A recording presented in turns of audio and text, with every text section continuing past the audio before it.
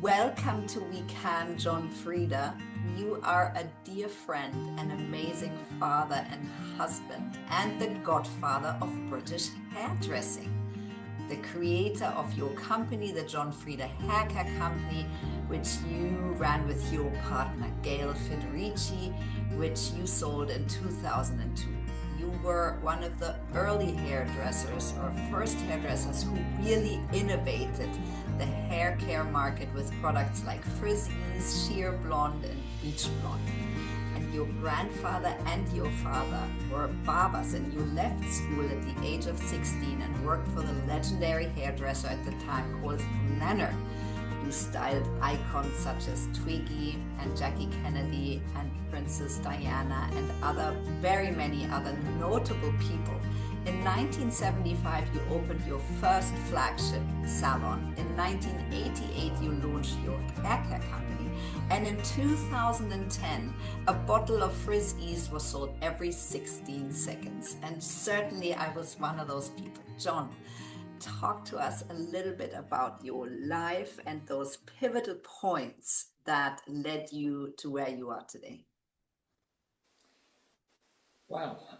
Well, thank you, Steffi, for that lovely introduction. Where to begin? Well, first of all, so much of my life, when I think about it now, looking back, just kind of happened almost not. I don't want to sound unconsciously, because obviously I was very conscious about what I was doing, but I never really was a person who was planning ahead. You know, I wasn't. Of course, I wanted to be successful, and but I think that for whatever reason, and maybe I got this from my father, who was a wonderful mentor to me on so many levels. He was very much as a person in the way he lived his life, and me as his son observing him was always in the moment. You know, whatever he was doing at that moment in time, he put his heart and soul into it. He was very focused. And I think, you know, he would say to me typical things like cliches, you know, if a job's worth doing, it's worth doing well, and all of that, you know. But when you have a parent who says those things, but they also embody them in their actions, it's very powerful. And that was, for me, a very important lesson to learn. And so, from very early age, when I did something, I wanted to do it really well. And I remember when I first started my first job at age 16, working for Leonard, as you mentioned, who was an incredible, inspirational man in the world of hairdressing during, we're talking about the 70s now. Yeah. And I just think now what great good fortune it was that I landed in his salon working with him, because I didn't even know who he was, you know. My father got the appointment, whatever, you know. And there's been lots of points in my life when I look at them, when I got to a certain juncture where I needed something, and magically the person appeared. So I have massive gratitude for that. But I remember working at Leonard's my very first morning, 16, straight, literally I finished school, got on the tube up to Marble Arch and started work the next day. And there was a young head junior who sort of showed me around. It was a very large, grand salon in the corner of Grosvenor Square, next to the old American Embassy. You know, on 150 people worked there, and you know, it was all the celebrities and supermodels at the time coming in. It was a very glamorous world, and a world that I was completely not used to at all, coming from a, you know, very lovely middle class sort of suburban background. And I always remember this boy took me around and he showed me, he said, look, he took me down to the basement, and there was this big steaming hot boiler room full of all these towels, and he said, whatever you do, you don't want to get the job of folding towels because it's horrible. So I'm like, okay, fine. Anyway, inevitably, I got the job of folding towels. And I remember going in and thinking to myself, okay, this is not fun folding towels, but it can be if you do them well. And I had this mindset that my towels were going to be folded so beautifully, and I spent ages, and then I took them up and I put them on the shelves and I stepped back, and it was like there were sculptures, you know. And the funny thing about that, which was an extraordinary moment for me, and I realized it later, was that me folding those towels in that way, which was a simple menial job, but really doing it brilliantly, two things happened. One was that the time flew by, and actually it was enjoyable. You know, who would have thought folding towels would be enjoyable, but it really was. And the second thing, more importantly, was Leonard, at the time, was looking for a new assistant. And that was the prime, you know, to become Leonard's assistant, that's the holy grail. Yeah. And he looked around and he said to the manager, who's that new kid who folds those towels so well? I want him to be my assistant. So I think that, to me, the lesson was that young people, not just today, I think always, you're in a hurry to be successful. You're in a hurry to get there. Yeah. And you have a choice of being in that laundry room saying, oh, what am I doing here folding these towels? This is not what I came for. I don't, you know what I mean? And have this voice in your head telling yourself what a miserable experience this is, which makes it more miserable, actually. Totally. Or you can do it really well and enjoy it, and it will open doors for you, because any employer will notice, you know, that if you're running a business and you've got staff, you're going to be watching them and you'll notice those things. So I always thought that was a really, really good early lesson for me, and I think it's sort of, I think I continued thinking like that my whole life. Yeah. You know, just focus on what you're doing now and do it really well. It doesn't matter, you know, I mean, obviously certain jobs are more important than others, but the same principle. And but I think another important thing that happened at that moment for me, which really did have a huge impact on my life and still does, was that I met somebody who became a very lifelong friend, who was a very interesting guy. He just finished a PhD on contemporary mysticism. He was a few years older than me, and I met him, and he used to meditate every day. I was 17 at the time. I didn't think about meditation. I didn't think about religion or spirituality, anything like that, you know. And I was intrigued, and his name was Professor Lawrence Blair. And I said, Lawrence, why do you meditate? Like, what is that? And it began a sort of incredible, like, I mean, he gave me books to read. He explained not your typical religion. I mean, it was way more expansive than that. I mean, he knew about Buddhism and Hinduism and Vedanta, and you know, he studied it. And remember, this is late 60s, so it was very early on, and I just immediately was fascinated, and it sort of opened up something I think that was innate in me anyway, of asking the question of, like, you know, why are we here? Like, is there a purpose of our lives? You know, are we just here to make money and be successful? And, you know, or is there a deeper purpose? And there were books that I read, one of them, the Bhagavad Gita, which is one of the most famous Indian texts, spiritual texts to this day, and I've read it many, many times, and it really was a kind of a guide for me for my life. And some of the principles in the book, they talk about Dharma, which is your real purpose, you know, was a couple of things that always stood out to me that in a way led me to run my business in the way I did. One was that the reward of our actions is not the fruit but it's the action itself. So going back to me folding the towels or my father, it was doing the job well. It wasn't what you got for doing the job. That, I mean, of course, one needs to make money, but you're not just working for the reward. The reward is the action. And that was a very important understanding for me in my life. Because I would say to the staff who work with me, do you want to be successful? Then all you have to do is just, when you've got that woman sitting in front of you in that chair, the only thing in your mind is, I'm going to give her the best haircut she's ever had in her life. That's it. There's nothing else. And that's the action. And if you do that, the joy, the pleasure, the satisfaction is way more important than whatever it is you got paid.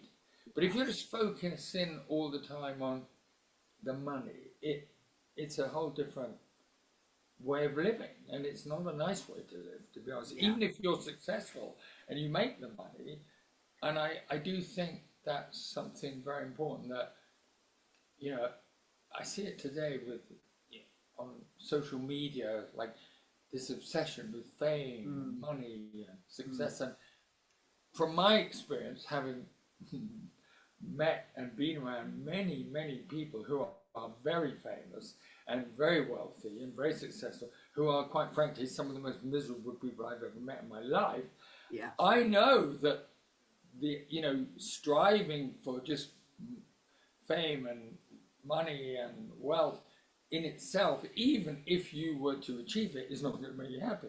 It might make you more comfortable, and I'm not saying there aren't advantages to it, but I think that chance meeting with Lawrence Blair years ago really opened my eyes, and from that moment onwards, my life became, they call it the inner life and the outer life. The outer life, working, making money, being able to send your kids to school, put food on the table, that's your outer life. But you also have to live, with this, which is what meditation does for you, is to be focused on what's my true purpose. I'm here. And my dad was amazing, because he used to say to me things like, real simple, but so profound in a way, was like, he'd say, John, always remember, there's only two types of people in the world: givers and takers. Make sure you're a giver. That's it, right? It's like, give, spend your life. You can spend your life thinking, what do I want? What do I need for myself? Which we have to do to a degree. But, it's also, what can I give, and that's where, if you ever want to be happy, that's the only way you'll ever be happy, is if you are a giver. And I saw my dad, he was a giver, and he loved it, and it wasn't a sacrifice for him. It was who he was. He was had reached a state of being where he knew that that's what made him happy. So, I was very fortunate, really, to, I mean, I don't know why I ended up having the parents and the family that I had. I didn't choose it. Well, I don't know if I did. Well, who knows what happens before we're born, but maybe I did. But the point is, I know how fortunate I've been. I think every day how grateful I am that I had the parents that I had, and who gave me that wonderful foundation. John, if I think about you, you are an unbelievably present person. You've done an incredible amount of work on yourself. And you talked about this earlier through your friend. You had opened these doors early. I'm wondering, sort of, if you think about all these incredible points in your life, opening your first salon, getting these incredible people through the door, these iconic people, this devotion you have for, each person and every conversation. And, us friends, we feel this to this day when we are conversing with you. It's always about the nitty gritty. We're not talking about any of the irrelevant thing. It goes to the things that really matter. Do you think that is something that you have as a characteristic that you were born with, or is that something you really learned through time? Um,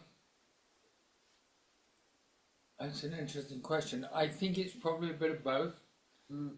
I mean, I think everybody that comes into being is a combination, they say nurture and nature, like Yeah. I do believe we are born with, I think there's a soul, there's the spirit that is eternal, Yeah. that goes beyond, you know, birth and death, indestructible, it's there. Yeah. From my own, I mean, I can't prove it to you, No. but I think, it's apparent to me that if you look at the probability, it just seems more probable to me that, and just because of everything I've done with meditation and spirituality and books I've read, it just, that's my feeling is that it's, you are born, you're on a journey, and we come into this body and live this life so that we can learn what we need to learn. And I think the thing that we are here to learn is, as I said, to give, to love. Yeah. That's the only purpose we're here. Mm. And this is like life is like a school for us where, some people learn, some people don't learn, some people go backwards, but it's a journey that we're all on, and we're all on it as individuals. And it doesn't matter what's going on in the world, because what's going on in the world is going on in the world. And you can focus on, Putin and Zelensky, or, Trump and whatever he's doing and all this, and you can have opinions about it and criticize it, and if they did this but it's, at the end of the day, that's just stuff that goes on and has always gone on and will always go on. And you can sit focusing on it, worrying about it, trying to understand where it's heading, which of course none of us will ever be able to do. Or you can focus on you and the people around you, where you can actually have an effect. Yeah. And I think, to me, the most important journey that we are all on is our own inner journey. Mm. And I think that it takes a lot, I think, for people to even realize that that journey exists. Yeah. They in Eastern philosophy, they have a term for the Maya, the term called Maya, which is a sort of cosmic delusion that we think that it's real, things are real that are not real. And then there's another word, I believe, Vidama, which means to be unaware that it's an illusion. So I think one has to wake up to the fact that, is there more to life than my sort of mundane existence of going to work every day earning money? Is there something bigger here? And once you maybe wake up to the realization that maybe there is, and then you decide, well, maybe that's how I should be spending my time and my energy to develop my inner being and my consciousness of being, as you say, being present now, being right here, right now, in this moment, and being aware of what's going on around us, and nature and friends and real connection from the heart, not the mind. I've never been like a chit chat person. I'm not as you said earlier, it's like I want to talk about stuff that's important, or not talk at all, actually, which is also lovely. I mean, I'm very happy to sit in silence and just, what do they say? You're someone who's so trusting in the journey, and I wonder if you always had that, John. If you think back those years where you really built an incredible empire, it's a hairdressing empire you built, and a hair care company that I don't think ever existed other than Vidal Sassoon, maybe. If you think back, and also if you think back and maybe think, what advice can I give to young people having lived all of this? Well, I would say, certainly from my own experience, what I've learned that worked for me, and I don't see why it couldn't work for other young people. In fact, I often, when I talk to young people, I always say, they're slightly astounded by it, but I say, you know what? In some respects, becoming successful is actually not that hard. But you have to understand, I'm not saying it's easy, of course, but if you follow sort of the basic principle of doing things really well and not being in a hurry to get there, you know, I think when you put your heart and soul into something, it's noticed. It's noticed energetically. Yeah. You know, it propels you. You know, I think that it's almost for me, because I was always so focused on doing what I'm doing well, it's almost like I didn't have to, the next step suddenly appeared. Yeah. I believe that. I believe there's a sort of, when you really are thinking in the right way and living from a feeling of your heart, not from your mind, which is what meditation does. You know, meditation, you know, if you're always thinking, you're not really being, you're not experiencing the more subtle things that are going on around you. So I think you have to, I think that's very, very important, is to live your life in that way. And if you're not always thinking, I mean, to a degree, you have to obviously have some sort of strategy in your life, but don't let it rule you. Don't, you know, don't be fixed on it. Just do things really well.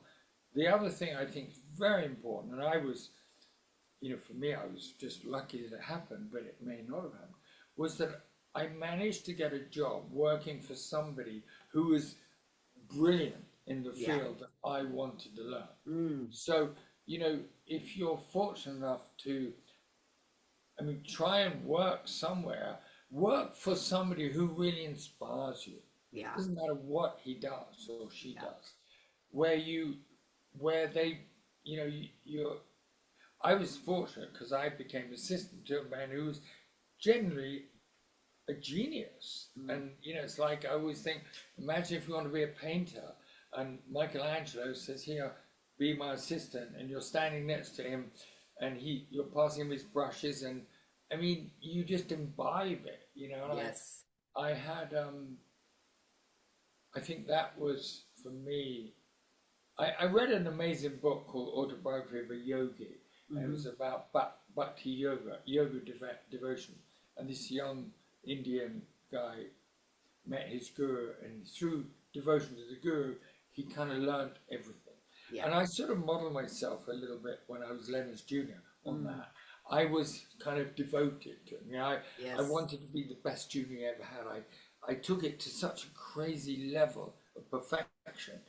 And but in doing that, in order for me to assist him to that level, I had to really be so focused on his hands and what he was doing, and somehow his knowledge just kind of poured into me. I didn't, you know. So I think finding whatever you want to do, try and get a job with somebody who really inspires you, and then just be, you know, do best everything you you have can to be. do really well. And I think the path, hopefully, I mean, that's what happened for me. So I don't know. Definitely.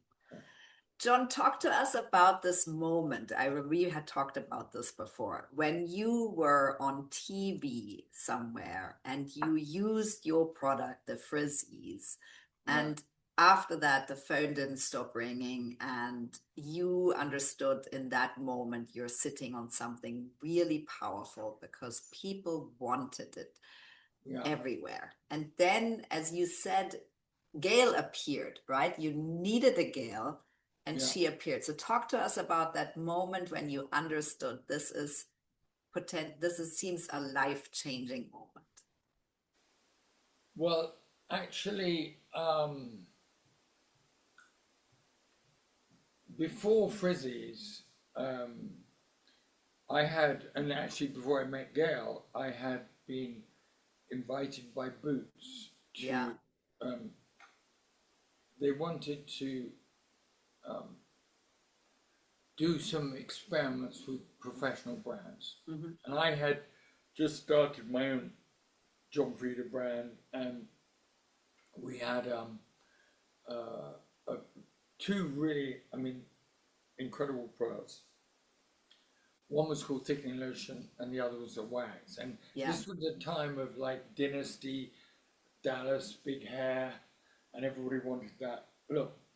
And I had developed a technique with the use of these products of getting that very, very full, thick look very easily, very quickly, using these products. And Boots took me as a test in 40 stores to see. They weren't sure that a product as expensive as mine would ever do that well. They might maybe go into their 300 top stores, but they wanted to try. So I got my products into these 40 stores. It practically killed me because I was making everything myself. My product office was the basement of my salon, and with my manageress Marie, that was my product company, and I was ordering the bottles and this and working with this. Anyway, I had to supply something like 42,000 bottles of thickening lotion, which was like I'd be ordering 500 bottles at a time. So that practically killed me to get it in there. And then when I delivered it, I had planned some PR TV shows, and I went on Rich and Judy. And Judy was like, "Oh, so John, we've got John Frieda here. What are you going to show?" So I said, "Well, look, I'm going to show you a very quick way to get, this look, this sort of Dallas look, without, loads of hairspray and backcombing and all that stuff." So I had a girl who worked in the office with very thin hair, and so this girl had very fine hair, and I said, "Oh, look, you spray this on the roots. You get the blow dry, you lift the roots. This is a really good product which gives shine." And I lifted her head up, and it was like in 3 minutes, this transformation was insane. And the girl was saying, "Oh my God, I can't believe you've done that to my hair." She was like, "John, that's like amazing. You did that." So anyway, we then went to, she said, "Oh, people are going to call in for questions." And anyway, they went to the couch, and I could hear her talking to the producer. We were coming back live, and she turned to the camera and said, "Please stop ringing, you're jamming our switchboards." And she picked up the thickening lotion, said it's called thickening lotion by the Boots. What she didn't say that we were only in 40 stores, and they had 2,000 stores. So the next day I got called up. They wanted to put me immediately into 2,000 stores. I got an order of 1.2 million bottles of thickening lotion and 860,000 jars of wax. And I was like, I left the office in Nottingham kind of reeling. The guy who was the managing director said to me, "I've never, in all my years at Boots, seen it like it. We've got 17,000 people working in this office." Everyone was just taking calls about, from managers like, "What is this thickening lotion?" We've been stampeded with customers who, anyway. So that's how the whole thing got started, really. And at that point, I left thinking, "Oh my God, this is amazing, but I don't know how I'm going to do this." And that is exactly the moment when I met Gail, who worked for a very large American company, and just, the timing could not have been better.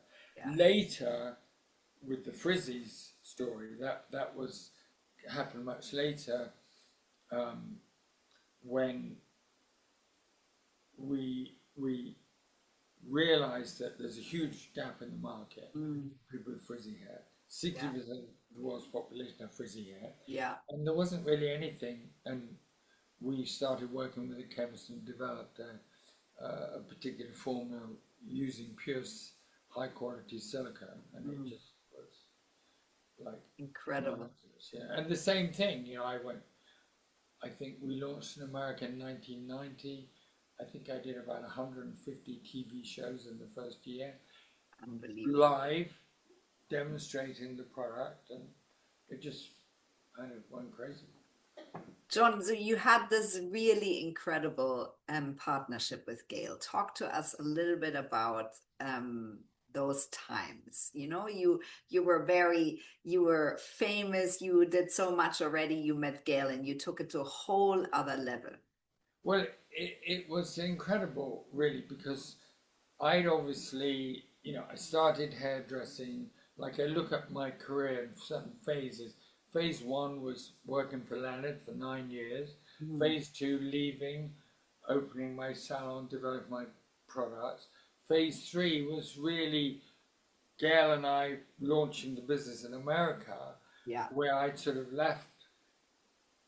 I stopped working in the salons, I stopped doing hair, and my focus shifted, which I think was something I was ready for, because I was finding just the hairdressing side wasn't, I don't think I was sort of mentally challenged enough. I needed, Mm. I always want to grow, do the next thing. And we believed passionately that what we had was good, because it Yeah. was, and that Yeah. it worked. It still And is. and I think that the great partnership that developed between Gail and myself, which was what made the brand as successful as it was that we there were things that Gail could do that I didn't know how to do. Mm. And there were things that I could do that she couldn't do. Yeah. She was not going to go on TV and talk to the press and do all that, which I could do. Yeah. I was the professional. I had that credibility Yeah. of having worked with, the world's top celebrities and models, and I knew hair. I knew it. And she knew marketing, and she knew strategizing and product design and advertising and all those things that I didn't really know. So it just was great. And I think most importantly, there was just real trust between us. Mm. We never had to sign contracts. Mm. I mean, obviously we did for to create the company, but we just trusted each other. Yeah. And it's like, we worked together because we wanted to work together. Mm. And if we didn't want to work together, we wouldn't work together. There wouldn't be any bad feeling. It's like, you've got your life, I've got my life. I think if we bring our talents together, the sum of the whole is greater than the sum of the parts sort of thinking, which it clearly Definitely. was, we could do great things. And we had a wonderful team of a small, relatively small staff for the size of the business we were. I think when we sold the business, they couldn't believe how few people worked for us, considering the size of by the time we sold it, it was a global brand and sold all over the world, and so, but we just felt we'd rather have fewer people who are really smart and committed than lots of mediocre people, and so, Yeah. because that's what we believed, and a lot of the people who worked in the company were family members, because we felt like we were just a big family. Even people who worked for us who were not family members, they felt like family. And that was very much something that, just it was important to us, because at the end of the day, it's the people. It's like what we built. It was the people, Yeah. and they're the most important thing. So you have to look after the people who work for you, and you look after them treat them like they're your family. So we're all just one big family in the end, anyway. Right?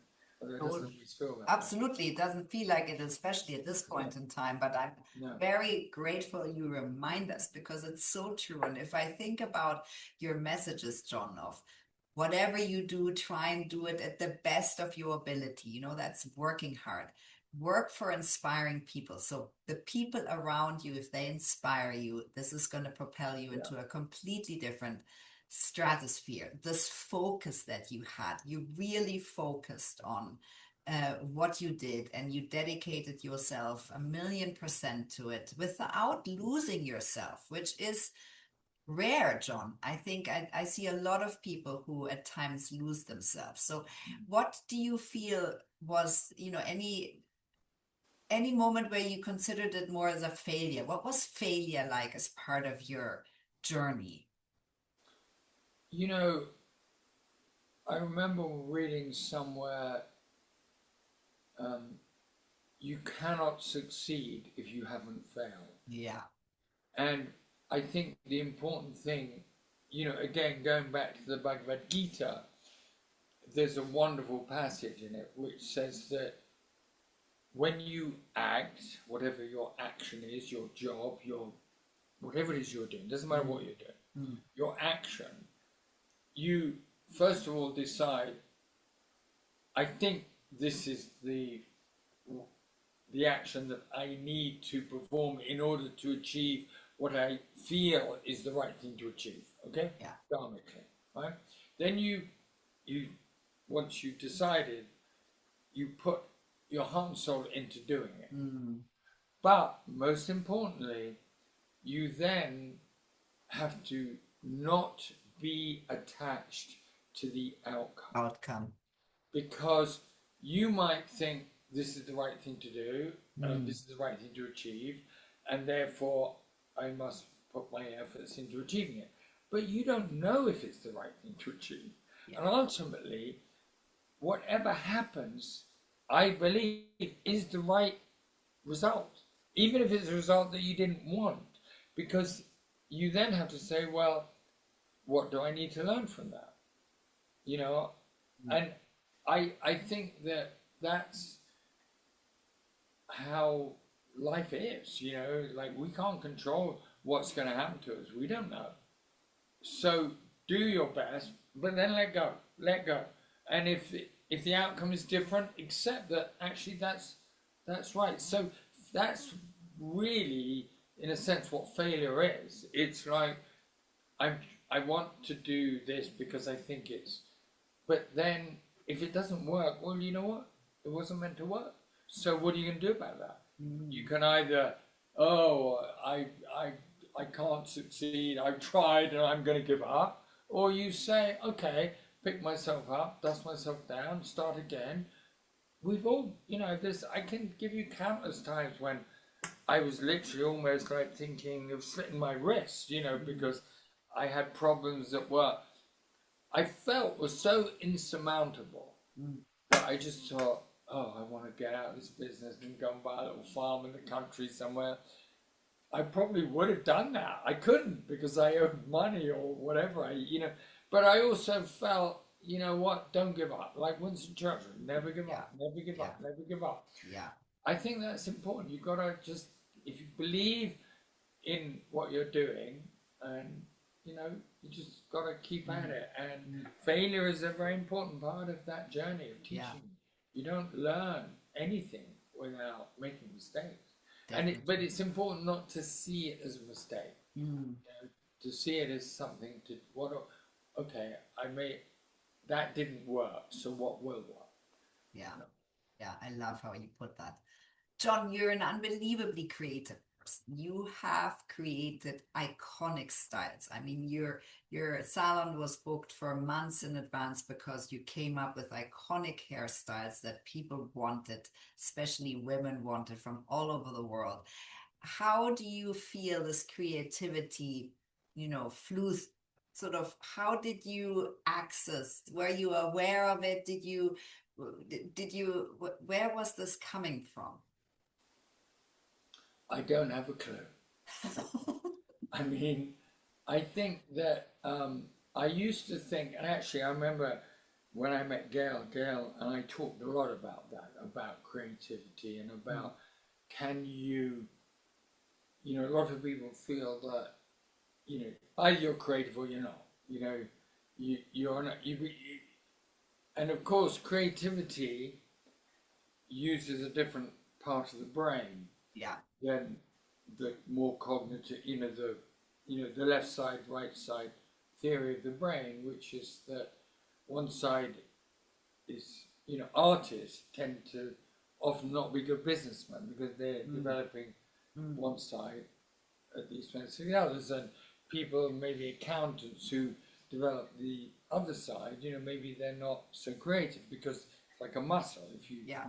And Gail and I remember Gail saying to me once that there was a very good book by this American art teacher and called Betty Parsons. It's called Drawing on the right side of the brain. And what she said is she believed creativity could be taught, but you have to, like for example with drawing, you have to make the object unfamiliar.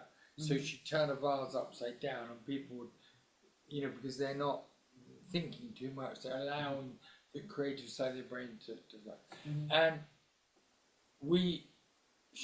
Gail mentioned to me, which I thought was fascinating, because I sort of thought this, that true genius are people who have equal right side, left side. So think of, you know, Steve Jobs, Leonardo da Vinci. A great example is Walt Disney. They were equal business creative. And we always felt that was very important, Dan and I, that we you know, don't develop one side at the expense of the other. Yeah. And I think that I used to, back in the day when I had salons, when I read this book about Betty Buzzard, I found a teacher from the Royal Academy of Art to come and teach the hairdressing students to draw faces, because the skills of learning to cut hair or style hair are not that difficult, but the skill of looking at a person's face and deciding what really suits them is more important probably and harder to learn. And some people think it can't be learned, but I disagree with that. I think it can be. And I think when we did the portrait drawings, when the kids, the juniors learned it, they started studying faces. And that's, so I think creativity, I do think you can learn it. I think some people, of course, naturally have it, and some people don't. But I think anybody can be creative. It's sort of, you know, it's a way of thinking, right? You must have had it, John, and maybe because you studied your teacher Leonard to the absolute perfection, you soaked it all up as well. Because that's something else you have. You look at someone and you have this intuition, or, you know, empathy, intuition mixed with the dedication you have to this person at that time, that you know exactly what suits them. And that's what made you also so big, because you knew what is the hairstyle that would look really good on them. And so I'm wondering, all those intimate moments that you've spent with incredible people, what did that teach you?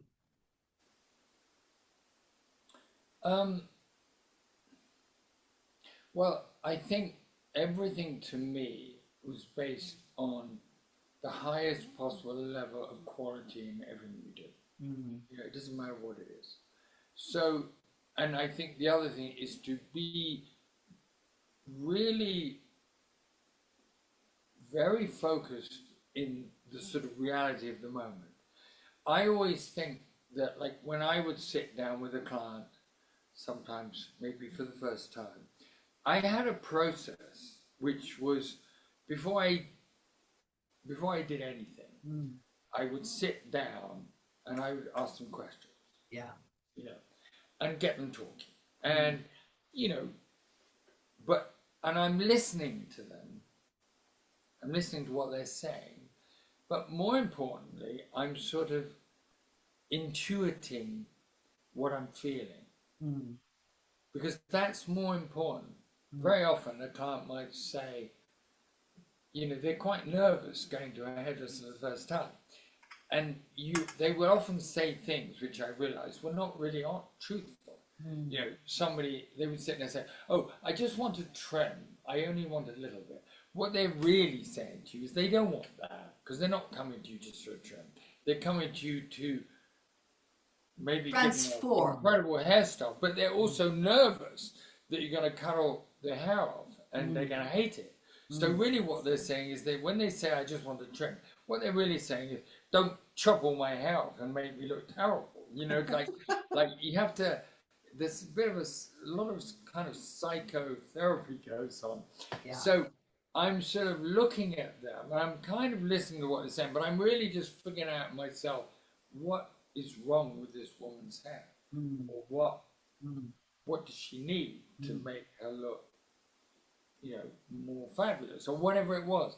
this is kind of going on in me, and it's very much a feeling. It's like, you know, it's that's creativity. As you look at if you look at any work of art, you're like, what emotion do I feel? Yeah. And it's the same with cutting somebody's hair. And you kind of, because, and often I'd say, okay, well, if you just want a trim, we'll do a trim. And I might start, and they say, well, if I said you could do anything you want, what would you do? Now it's like they're getting a bit more confident, and and you go through this process with everybody. So it doesn't matter who you are. I mean, obviously a celebrity or a famous actress, for her, it's more important. I mean, nobody wants a bad haircut. It's miserable. But their career can depend on it. Yeah. So, Jane Crawford famously said, the most important man in my life is my hairdresser. I don't think she meant it literally, but in a way, yeah, because I know that experience of doing somebody's hair, and I'm just focused on what I'm doing. I'm not chatting, I'm not talking. And there's a moment, and often people are nervous, particularly the first time you meet them. So you can feel they're nervous. Is he cutting too much? What's that? But there's always a moment in the process, for me at least, because the way I cut hair was a very specific way. I would let it dry naturally. I would look at it, cut it again. And there was a moment when I could see this is going to look great, because I see it, and then they see it, and that's magic. That's magic. You realize that it's like an amazing gift that you could give to somebody, that and they just get out of the chair and they like walk out the salon like they're walking on a cloud, with this confidence, and that's beautiful. That's the great thing of that job, that you have that ability to do that. Yeah. But you have to. That needs to be the focus. Not I want to be rich and famous. That's the reward. That will make you rich and famous too. But it's not. It's the action, not the fruit, not the fruit. Yeah. John, when you did your haircut company, or even in the salon, right? That has a lot of entrepreneurial input that you have given all those projects throughout your life. What entrepreneurial tips could you give to young people that are maybe at the beginning of a journey? They're cooking something up, whatever that may be. Look, it's very hard, because I sold my business over 20 years ago, and the world has changed. The way, just the way, building a haircare company today, it would have to be done very differently to the way I did it, because now it's all about social media and influencers, and that was we didn't have that technology in those days, so it's very different. So, but the only thing I would say is that, first of all, if you're an entrepreneur selling a product, these things are kind of, I guess they're pretty obvious, but you need to think of where there has to be a real need for this product. And people must need it. It must always deliver more than you promise, because most products don't, to be quite frank. And you have to be authentic about what you're doing. Authenticity, to me, I think one of the reasons that we were, there were a bunch of reasons we were successful, but when I got up, or we got up, or Gail, any of us got up and spoke to the press, or the passion that we felt came from the absolute knowledge that this product, it's not talk. My dad used to say, talk is cheap. You know, anybody Yeah. can talk. Oh, it's great. You know, that's what you look at the ads from all the big companies. It's all telling brainwashing. You know, whatever.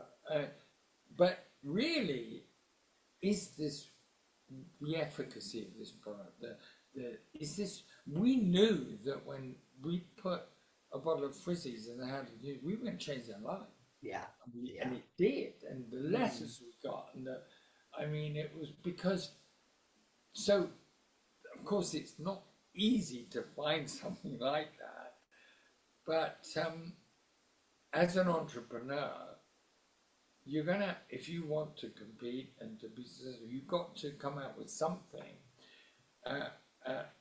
But I think being really genuine,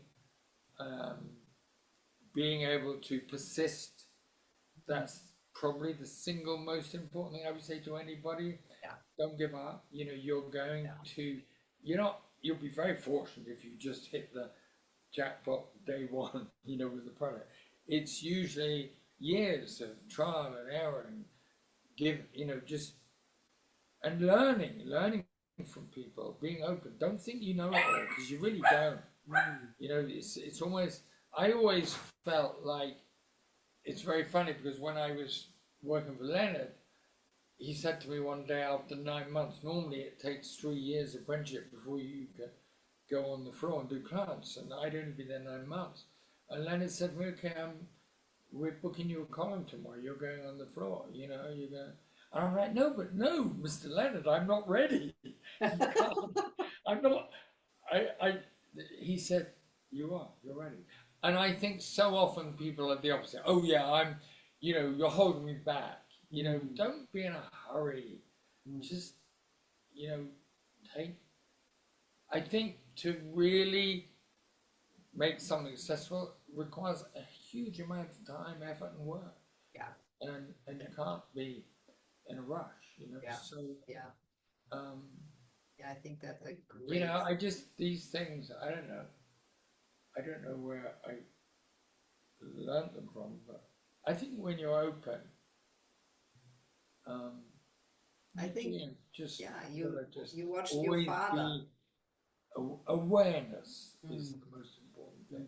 Being aware in every moment of what really is going on, not what your mind is telling you. Like, close the mind down and just feel what's going on. Yeah. It's really important. Yeah, you are unbelievably good at that.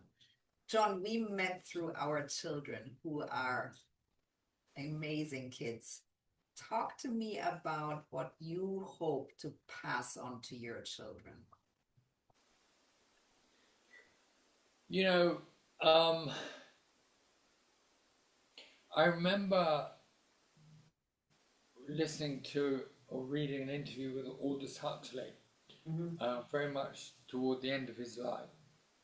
And the interviewer said to him, Mr. Huxley, you know, you are considered one of the most highly intelligent, spiritual, you know, you've written all these amazing books and you've got a great understanding of life. And what would you say is if you could say one thing, the most important thing you've learned in your life, what would it be?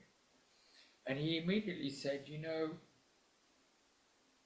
to my mind, everything I've ever experienced or learned in my life all comes down to one thing and one thing only.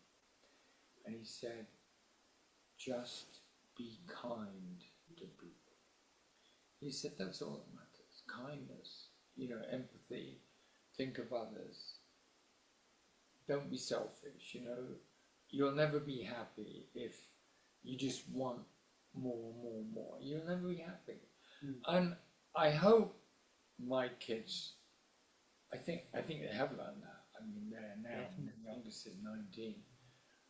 And I kind of feel like I've done my job with them, and my wife and I, you know, like they're good, you know, they've learned that. But the thing is, they learned it not because I told them all the stories, but they saw that I embodied those principles in, like my dad did. You know, he didn't like Leonard, he didn't have to teach me by telling me how to cut hair. He showed me by what he did. And so, which is why I think, they always say, be very careful about the people you surround yourself with. Yeah. Choose people that you respect, that you would aspire to be like, because then you will. It's like your mentors, particularly when you're young.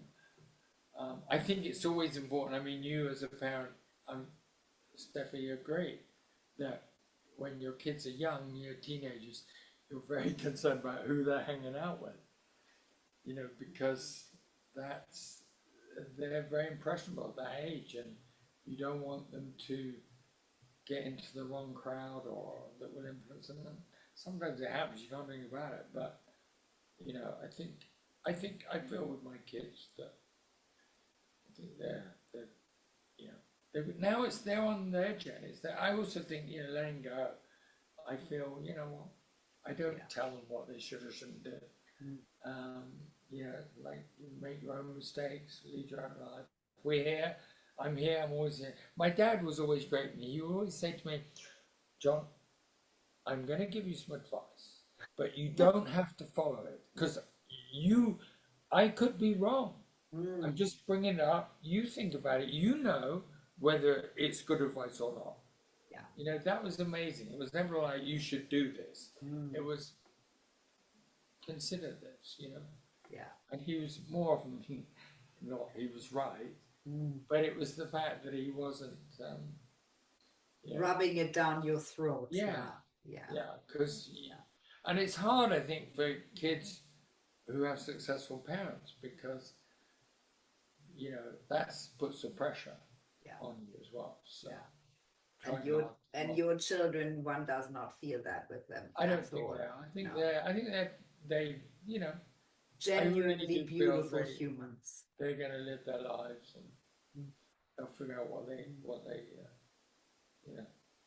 want to go. John, I'm wondering, you obviously had an enormous amount of success. How has that informed what matters to you now and how you want to matter?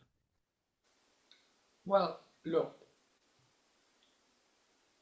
I think that the rewards that come from success are,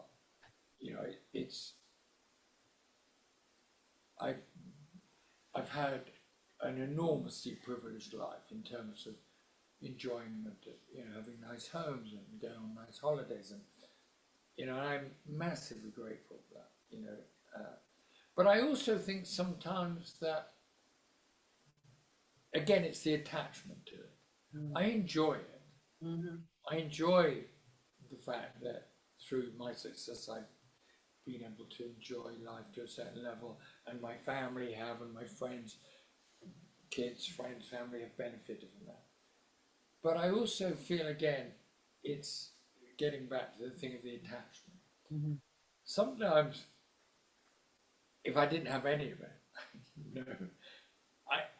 I don't know if I'm kidding myself, but I think I could very easily be happy living in a much simpler. Sometimes I think all this stuff, it's kind of a burden. That's the more you have, the more complicated your life is. I'm all for like getting rid of it all, just having less, living. I love architecture. I love the simplicity of like Japanese architecture, like living in a simple space without stuff. Is a kind of liberation. And maybe that's something that comes as you get older. It's kind of I sometimes think it's an irony that, you have to make money and be successful to get all this stuff to realize that you don't need it. It's a bit of I know that probably sounds a little bit, it's all very well for you to say that, and I agree. Of course, I'm sitting in a position of being very fortunate. But I also do think that a lot of the things that we think we need to make us happy, we really don't. And that's a really important part of, I think, what we're here to learn. You know, that it, Definitely. we all know some of the most happy and beautiful people. They don't have anything. You know, they're not, but they just give. They don't need anything. Like, you know, I think my dad was like that. He didn't. I mean, he did make money, but he didn't care about it. You know, he really didn't. He, um, It you know, did not somebody said define to him, me and it once. didn't define you either, John. So I'm if I sorry. think it did not define your father, and it doesn't define No, you. I mean, it somebody. defines certain aspects of your life, but you as a person, it isn't. I would Well, never, it's it doesn't it's a figure. word. Yeah. Somebody said once. I love this saying. Love is the answer. What is the question? Mm, beautiful. I think that says it all in a way. Like if everything you do, you put that feeling of love into it, you know. Yeah. It's kind of pretty straightforward, right? You know what John, I I mean? think this is the best and most beautiful thing to finish with, because Yeah. you are an important friend, your children are important friends, your wife is an important friend, and everything that you do and that you do with heart and soul. And so I feel what you just said, it's a beautiful way to finish this interview and your story and your insights, which we're so grateful for. Thank you.